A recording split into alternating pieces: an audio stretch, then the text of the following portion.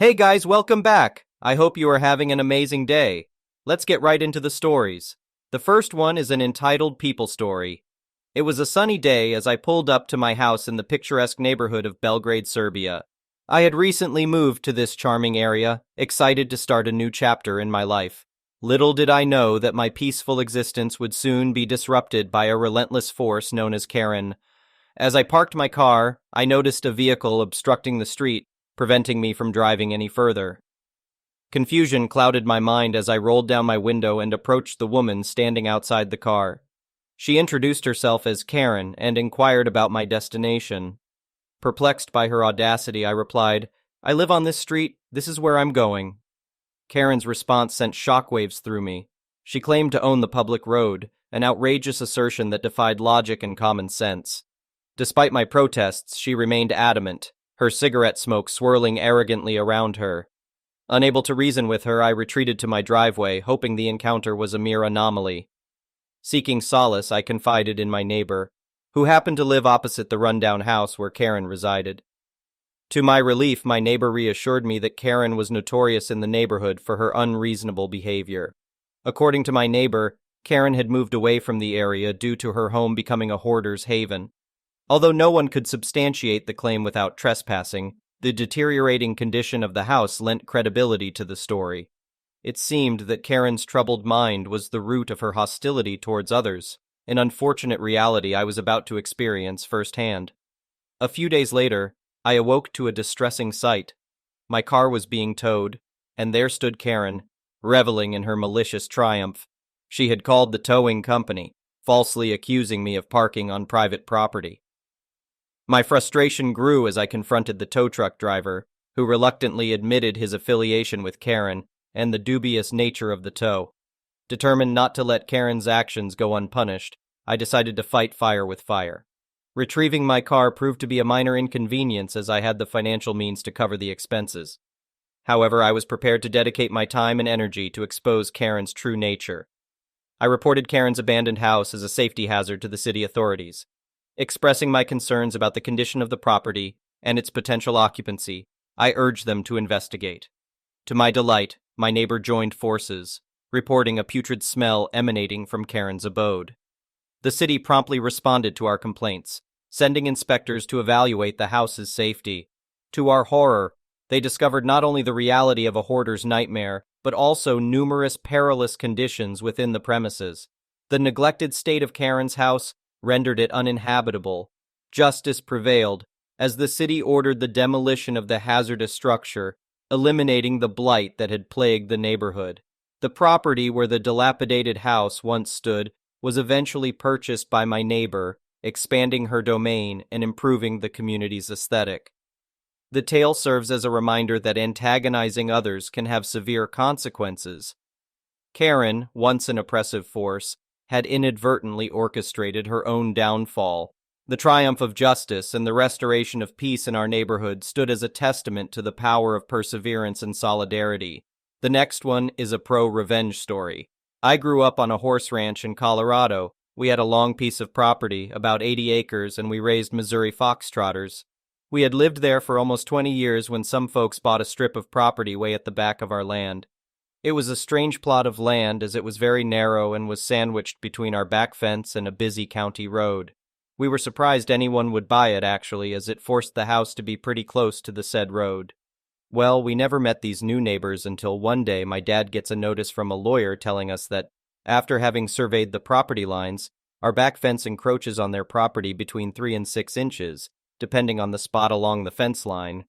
These folks had never met us, never introduced themselves. Our first introduction was this legal demand. My father was a salt-of-the-earth kind of man, very kind but also very strong-willed. He called these folks, arranged a meet-up, and tried to talk some sense into them. First, did 3 to 6 inches really matter that much, and why had they not come to us to talk it through? He even offered a number of different compromises. These folks were hostile from the get-go. They demanded he move the fence immediately or they would sue. Apparently, the law stated they had to put their house so far away from our fence line, and they wanted to push it as far back from the road as they could when they built it, so they wanted that 6 inches very badly. I still remember when my dad got home from the meeting. He hung his hat up and shook his head when he told my mom in his slow way. Well, looks like we got the kind of folks for neighbors you don't ever want to have for neighbors. They sued and won, and we were forced to move the fence in 2 weeks. I say we because I was the free slave labor, as all farm kids are in this kind of thing. All that fencing material and the time were a big cost for my family, but we got the work done in early spring. Here is where the fun comes in. So the new neighbors broke ground and built all through the end of winter and into spring. The very next weekend after they had moved into their house, Dad rousted me out of bed, and we took the big truck into town to the lumber yard. I was extremely puzzled as we loaded up a bunch of fencing material and building supplies. We didn't have any big projects going that I knew about, and I kept asking him what it was for, but he just told me to wait and see with a devilish smile on his face. We built a pen and a small enclosure very near our back property line, directly behind the neighbor's new shiny house. The next day, one of our farm friends delivered a half-dozen pigs to their new home. Dan insisted on feeding those hog's table scraps and all the things that would go in the composter, as well as some good balanced hog feed to keep them healthy. Now you may not know this, but the smell of pig excrement is directly related to what they eat and their pen. Table scraps make them smell bad. I mean bad. I had to drive the four-wheeler back there every day to take care of them, and within a month, halfway there, and my eyes would start watering. It smelled so bad. When we mucked out the pen with the bobcat, we also made the pile right next to the pen. I can't even imagine how bad the smell was living in that house. The neighbors, of course, freaked out, and again, without ever even trying to talk to us, went the legal route. They lost. The area was zoned agricultural, and my dad had done his homework to make sure he was breaking no laws or regulations. The pigs were far enough from us and our other neighbors that it didn't bother anyone but the people he wanted it to bother. Come fall, when winter moved in, we sold the pigs for slaughter, and Dad stacked up a bunch of building supplies next to the pen and let the neighbors know we would be expanding the profitable operation in the spring when they came out to scream at him. He smiled the whole time, speaking in his slow, steady way. The new neighbors sold their new house in January when the ground was frozen and the new owners would not smell the pen. As soon as the old neighbors were gone, we tore down the enclosure, spread the nasty stuff on the hayfield, and the new neighbors never had any bad smell come spring. They also turned out to be great neighbors and are still lifelong friends. Never mess with a rancher. The next one is a petty revenge story. So I've had my number for 5 years, maybe 6. I don't remember exactly. When I got this number, the previous owner still received regular messages and phone calls. It's completely understandable that she didn't have everyone updated on her newest number or lack of number. The first 3 months, it meant nothing to me. I'd answer the calls and send them on their way. Well, that was until I got a phone call from an elementary school looking for someone. Let's call her Sarah. Sarah's daughter was throwing up and running a high fever and needed to go home. I told the school that this was a new number for me, and there was no Sarah around. I thought that certainly this issue would make her come to the realization that she needed to update her number. But no. I had to block the school's number because I continued to get calls and texts that had way too much information about Sarah's daughter, including her name, age, and school events with times and changes in school schedules. I wasn't comfortable receiving that info, so I blocked it. Maybe 2 or 3 weeks after I blocked the school, Sarah's grandmother called me because I assumed the school couldn't get a hold of Sarah. But I had to tell Grandma that I'm not Sarah, and to please ask her granddaughter to update her information. Sarah still did not. With all the information that I unwillingly had on Sarah, full name, age, where she attends college, her home address, and where she works, I found her on Facebook, and kindly asked her to not use her old number anymore. I'm not sure if she saw the message or not, but it didn't help my problem. This has been ongoing for years, and it's not just spam. It's people she knows, co-workers, family, doctors, even her real estate agent. So, before if she had appointments that were asking to be verified via text to my phone, I would just ignore them. But she had an appointment this time, and I am just so fed up with Sarah still giving out this number after 5 years of this nonsense that I canceled her appointment for her. A few days later, a new appointment to the same place needed verification, and I canceled it again, and the next one I get will be canceled also. Get your act together, Sarah. The next one is an entitled people story. So this has been developing over the last 6 weeks or so. when an elderly woman, her friend, and her handicapped niece moved into the house beside us. Things started off interesting, but the women all seemed nice enough. My wife and I were finishing up a movie at around 11 p.m. when we heard something at the side of our house. It sounded like someone was trying to get through our side gate into the backyard. Upon investigating, I saw that someone was trying to get in. Our new neighbors had just driven into town and were confused about which side gate was theirs, and were attempting to open our locked gate. I helped them to get into their own yard. Their real estate agent had left their key in the backyard, and helped them move their bags into their house. I got to meet the three women who were moving in and realized that they were in no shape to be moving heavy things around the house. The new owner, Candy, not her real name, but her real name is still a stripper's name, so I think it works, is in her 70s and gets around with a cane. Her friend, I believe that they are romantically involved, but we live in the South, so I think she is accustomed to not saying so explicitly, gets around with a walker, and the niece is in her 50s, and is quite severely mentally handicapped. Seeing this, I offered to help them move anything that the movers had misplaced. Candy mentioned that some items were in the wrong rooms, but I had to be getting home soon, and would be back tomorrow to help. I arrived at their place around 8 the next night after getting our kids to bed and just moved all their boxes from the garage into the correct rooms. Not a big deal. The real issue was that they had some large pieces of furniture that were misplaced, and I did not have a dolly to move them around on my own. At this point, Candy and her friend were being extremely thankful and polite, so I told the women that I would be more than happy to snag one from a friend on the way home from work tomorrow and could help to move the rest of the stuff, and that I would be over at about the same time. Well, work the next day turned into a complete dumpster fire. I ended up having to stay at work until a bit after midnight to get everything done that needed to be done. When I got home, I wrote a note explaining what had happened, and that I would still be willing to help move things when I got off work tomorrow. After this, I never had another good experience with them. I went over the next day and asked if they had seen my note, and Candy said, "Because you flaked, I had to hire someone to do this for me." I was completely taken aback, as this was a complete reversal from her original demeanor. 2 days later, Candy had someone setting up internet, and as these are all new constructions, a new line had to be buried. The box which the line connected into for Candy's house, and our own, was a couple of feet on our side of the property line. As this was done on a Saturday, I was home while the line was being buried and asked the installer to run the line on the neighbor's side of the property line until he could turn into the box. Neighbors had told him to run it along our pavers leading to the backyard, about 2 feet over our property line. I am sure he did not realize that he was on our property, but Candy did. The next week we got hit with a fine from our homeowner association for leaving dirt from work on our property and our neighbor's lawn.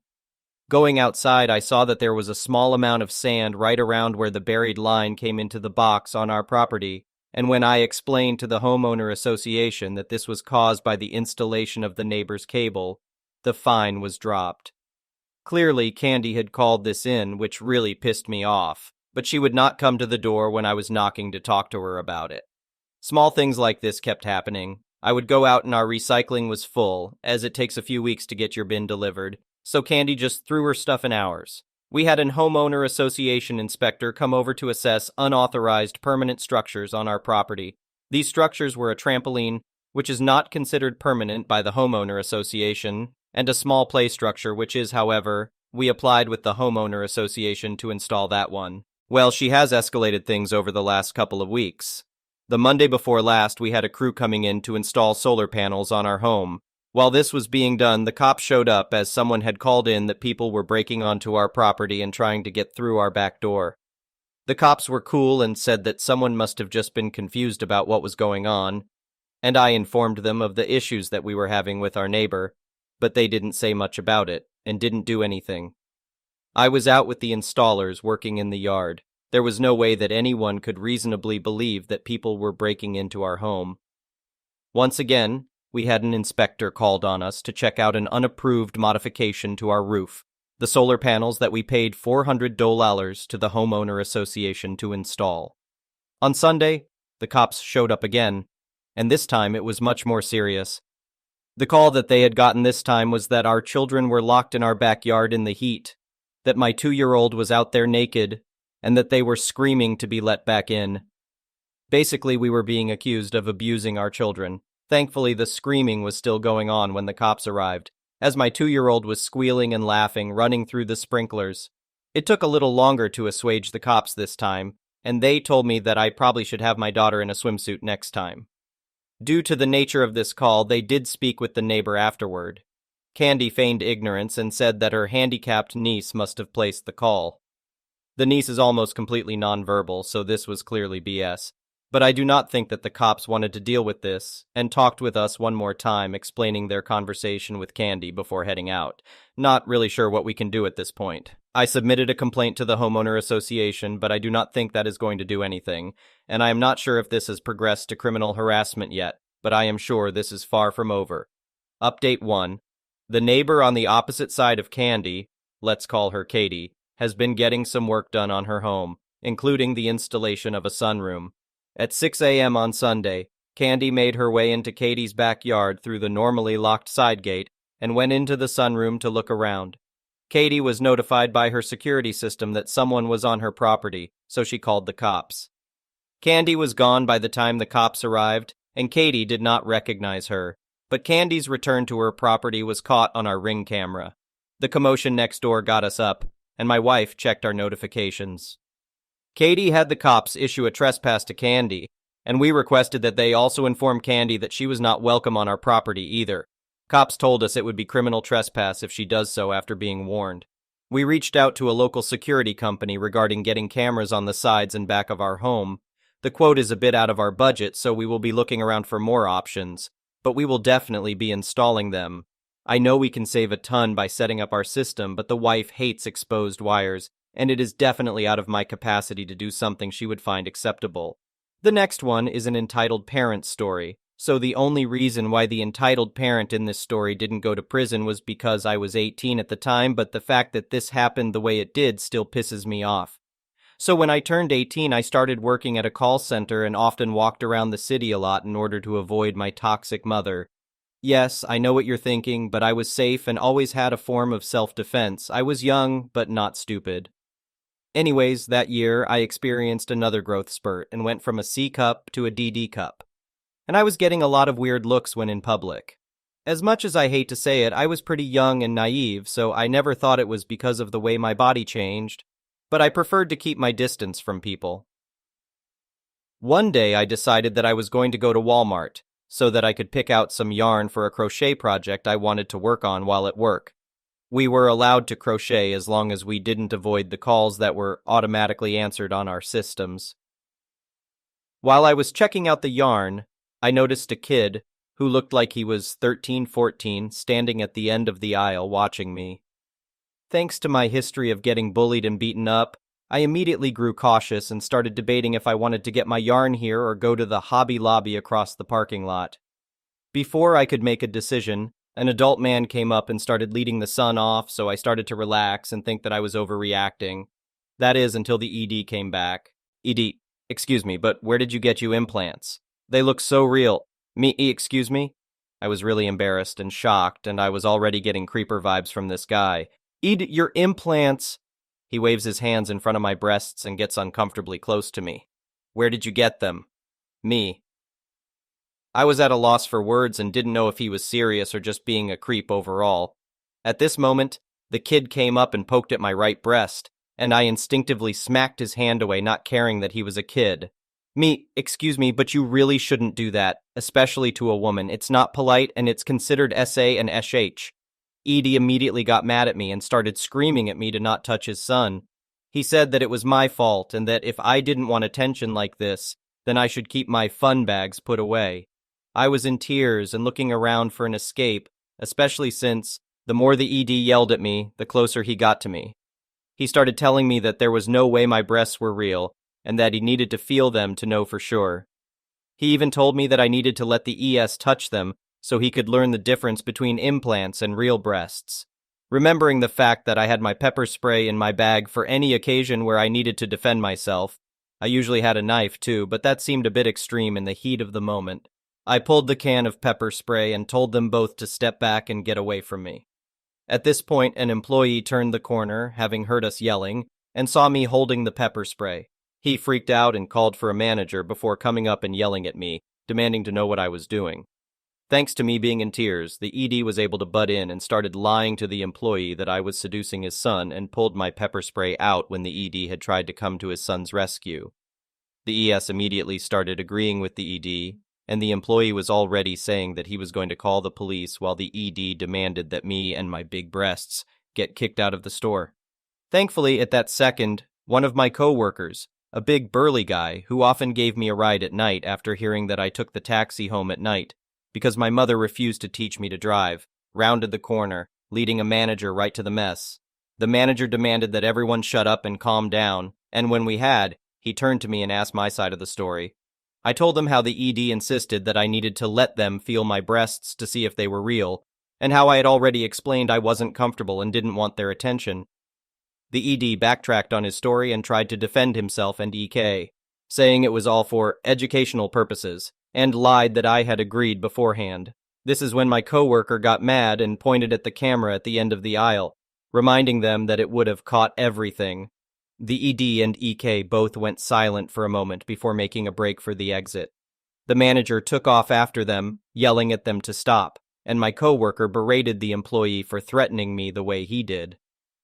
Of course, the ED and EK got away, but the employee was fired, and I never went back to that store by myself per my friend's request. Please teach your sons to respect women and don't harass women.